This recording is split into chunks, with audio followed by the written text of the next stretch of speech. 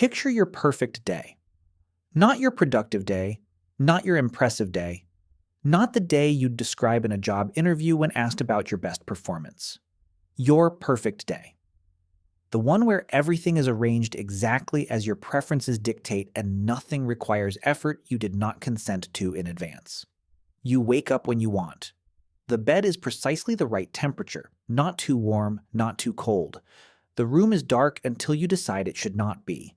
Breakfast is whatever you feel like, available immediately, prepared with negligible effort. The temperature in every room you occupy throughout the day is maintained within a narrow, comfortable band. Your chair supports your back. Your shoes cushion your feet. Your entertainment is available in unlimited quantity on demand, curated to your tastes by algorithms that have been studying you for years. If you need to travel, you do so sitting down.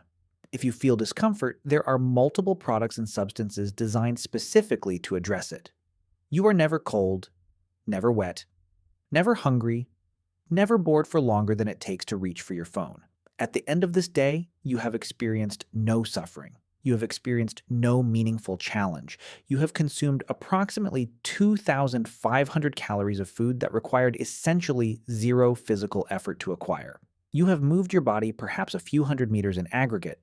You have been consistently comfortable from the moment you woke to the moment you sleep in the mattress engineered to minimize the inconvenience of lying down. Congratulations. You have just experienced a day that would have been the unimaginable fantasy of every human being who lived before approximately 1950. A day so materially secure, so cushioned from the demands of the physical world, so efficiently delivered of everything needed for biological survival, that it would have read to a medieval peasant or a Paleolithic hunter like a description of paradise.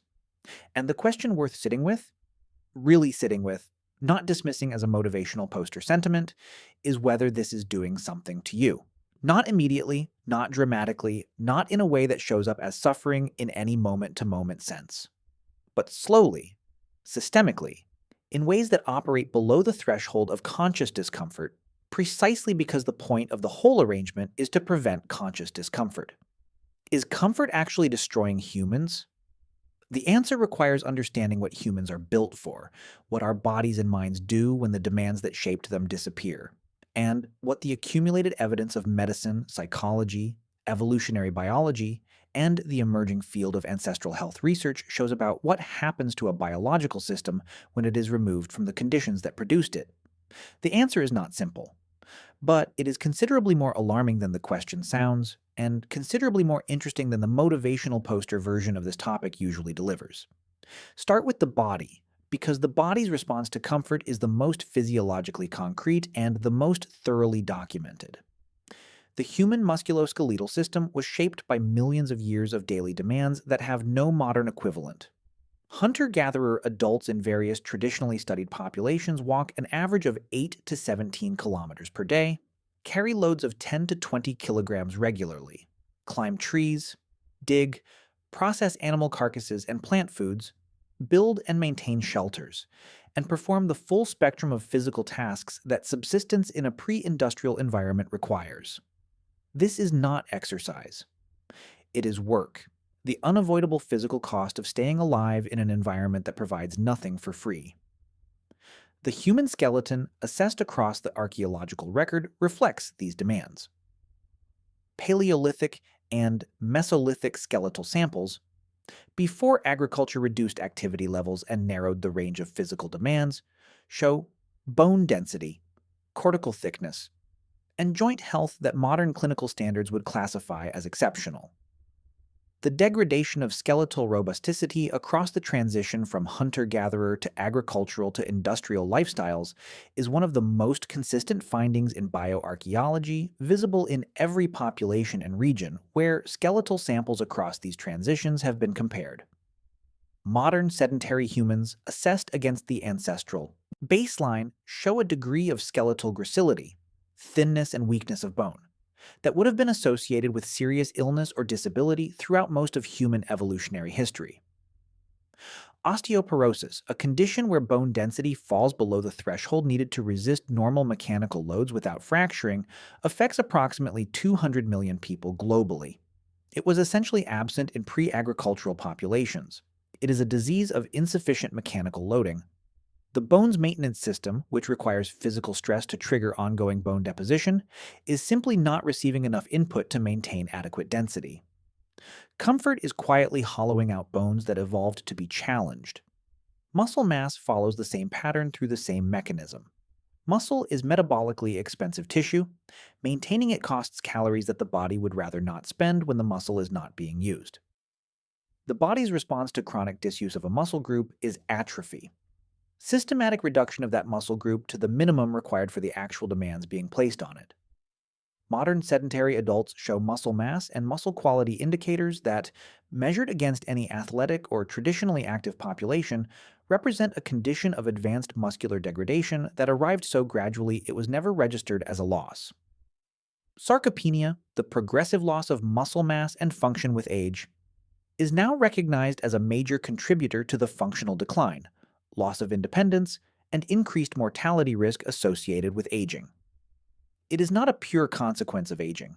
It is a consequence of aging combined with insufficient mechanical loading to trigger the muscle maintenance signals that prevent atrophy.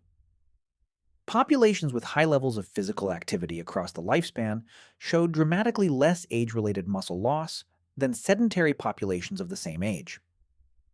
The loss of muscle that modern humans attribute to inevitable aging is in significant part the loss of challenge that their lives no longer impose.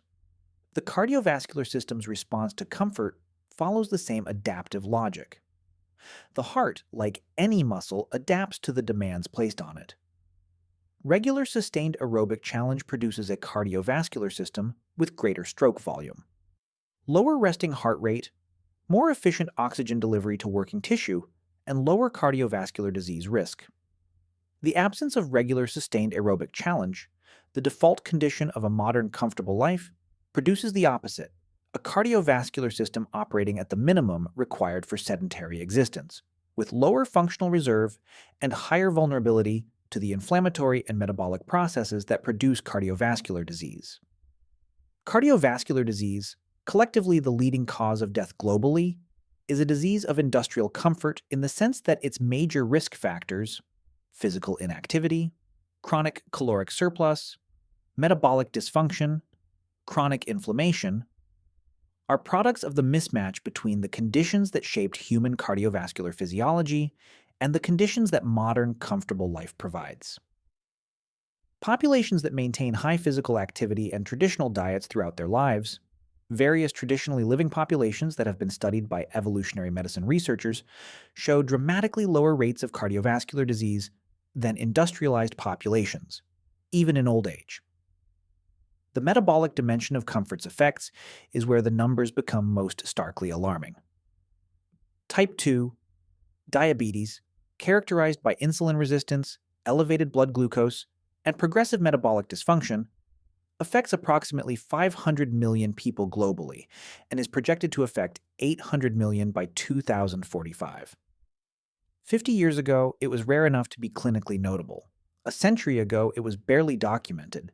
It is a disease of metabolic mismatch, of a glucose regulatory system shaped by feast and famine cycles, by regular physical depletion of glycogen stores through activity, encountering continuous caloric surplus, and minimal physical activity. The human pancreas and insulin signaling system evolved in conditions where caloric abundance was intermittent and physical activity was constant, creating regular cycles of glucose uptake into working muscle that maintained insulin sensitivity. The modern comfortable lifestyle to continuous, caloric availability without the physical activity that would create the glucose demand that keeps the signaling system sensitive, produces insulin resistance as the inevitable biological response to a mismatch the body has no evolutionary framework for managing. Obesity, the most visible metabolic consequence of comfort, is not simply a problem of individual willpower or poor decision-making. It is the predictable outcome of a mismatch between an appetite regulation system shaped by caloric scarcity and a food environment engineered for maximal palatability and minimal effort. The same preferences that drove ancestral humans to seek caloric density, the appetite for fat, sugar, and salt that is universal across human populations and deeply embedded in reward circuitry, are being exploited in a food environment where those preferences can be satisfied without any of the physical cost that ancestral food acquisition involved. By the way, if you want to go even deeper into the secret lives of ancient humans, I just launched a full course called The Secret Lives of Ancient Humans. 10 modules, 3+ hours of content covering everything we never talk about on YouTube. What they feared, how they communicated, what hunted them, and much more. Plus an exclusive PDF guide included. Link in the description. See you inside. Move from the body to the mind because the psychological effects of comfort are less physically concrete, but arguably more insidious in their operation below the threshold of conscious recognition. The human stress response, the autonomic activation associated with threat, challenge, and danger that produces the acute physiological changes of fight or flight, was shaped by an environment where stress was frequent, intense, and resolved through physical action. A threat required physical response. The resolution of the threat, successful escape, successful defense, successful hunt, produced physical fatigue that was also neurological resolution, allowing the stress response to fully discharge and the system to return to baseline. Modern comfortable life is characterized by chronic low-level psychological stress. The stress of social evaluation, financial uncertainty, information overload, and interpersonal complexity. Without the physical resolution mechanism that the stress response evolved to discharge through. The result is a stress system stuck in partial activation, producing the physiological consequences of sustained low-level threat: elevated cortisol, chronic inflammation, disrupted sleep, suppressed immune function, without the acute intensity that would register as a problem requiring management. Chronic stress without physical resolution is one of the most thoroughly documented contributors to the inflammatory diseases that characterize modern health. The autoimmune conditions, the metabolic diseases, the cardiovascular risks, because chronic low-level cortisol elevation drives chronic inflammation through multiple physiological pathways. The comfortable life that eliminated acute physical threats has produced instead a chronic psychological stress environment that may be more physiologically damaging in aggregate than the acute physical stresses it replaced. The psychological resilience literature, the research on what makes people capable of managing adversity, recovering from setbacks, and maintaining functional well-being under difficult conditions, consistently finds that exposure to manageable adversity during development is protective against later psychological breakdown under difficult conditions. Children and adolescents who encounter and successfully navigate challenges, physical, social, intellectual, develop the neural architecture of resilience that allows adult management of difficulty. Children raised in maximally comfortable, maximally protected environments that eliminate adversity may develop lower resilience exactly because they have not had the developmental experiences that build it. This is the paradox of comfort as child-rearing philosophy. The instinct to protect children from difficulty is a loving impulse that may, at sufficient extremes, produce adults who are less capable of managing the difficulties that cannot be eliminated from any adult life.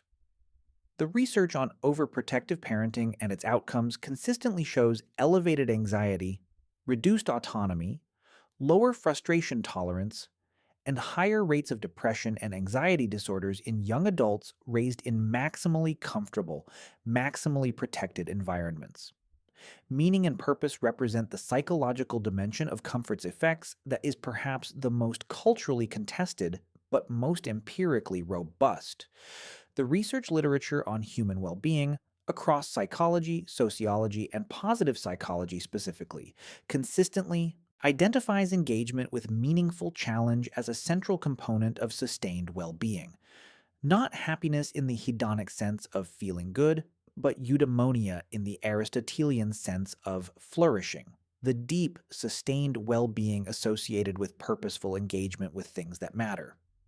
Comfort, in its maximally achieved form, tends to eliminate meaningful challenge by design. The entire project of comfort is to remove the friction between wanting something and having it, between feeling uncomfortable and returning to comfort. The problem is that meaningful engagement with life consistently involves friction, the resistance of difficult material, the setbacks of genuine pursuit, the discomfort of growth. Strip out the friction, and you also strip out the conditions under which meaning is generated. The research on this is consistent enough to be taken seriously. People who report more challenges, more difficulty, and more adversity in their lives, provided it is within a manageable range and does not become traumatic, report higher levels of meaning and purpose than people who report more comfort and ease.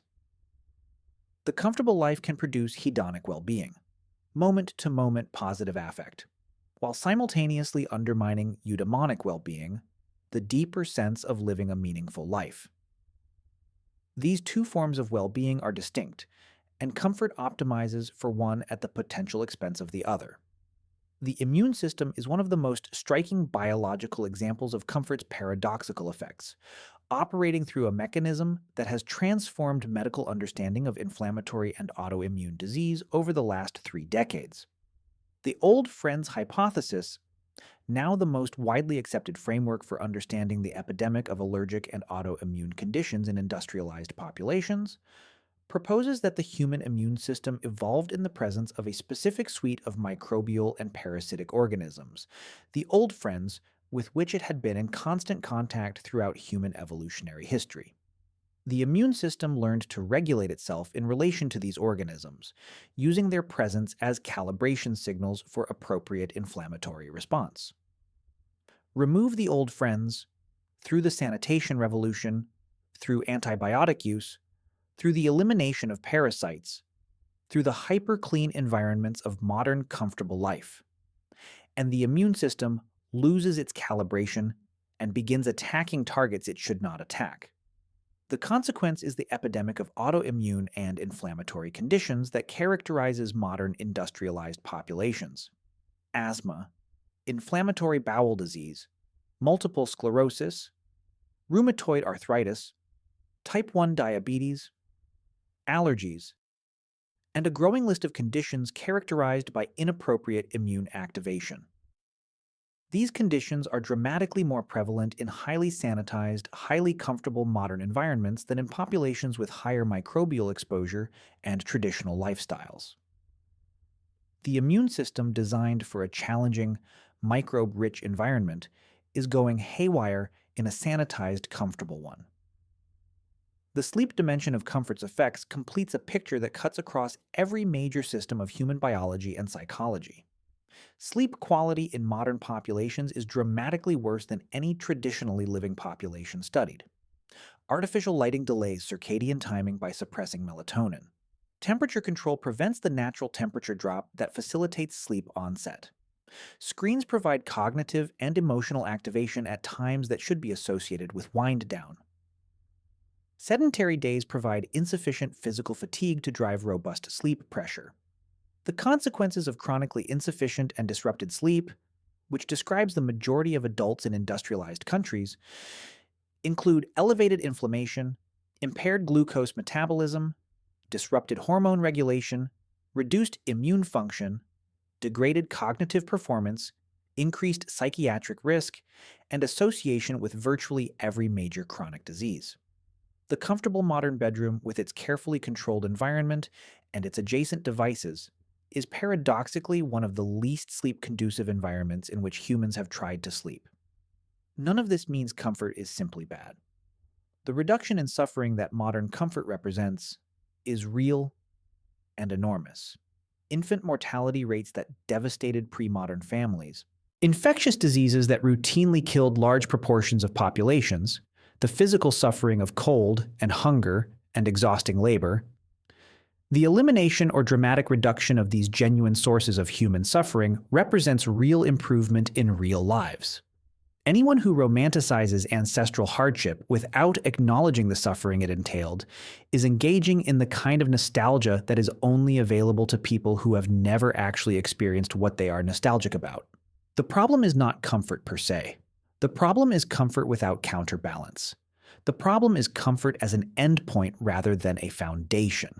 The assumption that removing all challenge is the goal rather than the removal of the specific challenges that cause genuine suffering while maintaining the challenges that produce growth, health, and meaning. Every system in the human body that degrades in comfortable modern conditions degrades through the same mechanism, the removal of the stimulus that maintains it. Bone requires mechanical loading to maintain density. Muscle requires resistance to prevent atrophy. The cardiovascular system requires sustained aerobic demand to maintain function. The immune system requires microbial challenge for calibration. The stress response requires physical resolution to prevent chronic activation. The psychological resilience system requires manageable adversity during development. The meaning generation system requires purposeful engagement with challenge. The evolutionary logic is the same across all of these systems. They evolved in environments where the relevant challenges were unavoidable. So the maintenance systems were built to respond to challenge rather than to run independently of it. They are use it or lose it systems in the most literal biological sense. They maintain themselves in response to use and degrade in its absence. The comfortable life that eliminates use also eliminates the maintenance signal. And degradation follows as surely as muscle, atrophy follows disuse, regardless of how much we prefer the comfortable alternative. The honest answer to whether comfort is destroying humans is that it is not destroying humans in any dramatic, visible, or quickly reversible sense. It is doing something subtler and ultimately more consequential. It is degrading the biological and psychological systems that humans need to flourish. One avoided challenge at a time, at a pace that feels like nothing because the point of the arrangement is to feel like nothing. The bone density loss is not painful until the fracture. The muscle loss is not obvious until the stairs become difficult. The metabolic dysfunction is invisible until the diagnosis. The resilience deficit does not announce itself until the adversity that cannot be controlled arrives, and the system that should manage it is not there. Comfort is not the enemy. Challenge avoidance is. And the two are not the same thing, even though modern comfortable life tends to make them identical in practice. Your perfect day, the one at the beginning of this account, can be the foundation rather than the goal. What you build on top of it, the voluntary difficulty you choose to impose on a baseline of genuine material security, the deliberate engagement with challenge in the absence of coercive necessity, this is what the biology actually requires. The humans who thrived in ancestral environments did not choose hardship. Hardship was the unavoidable condition. What modern comfortable humans have, and what no previous generation had, is the luxury of choosing which hardships to keep. That choice, made thoughtfully, is the difference between comfort as foundation and comfort as endpoint. One of those produces flourishing. The other produces a very pleasant-feeling slow deterioration that you would not recognize as deterioration until you tried to do something difficult and discovered that the capacity was gone. The mattress is very comfortable. Get up.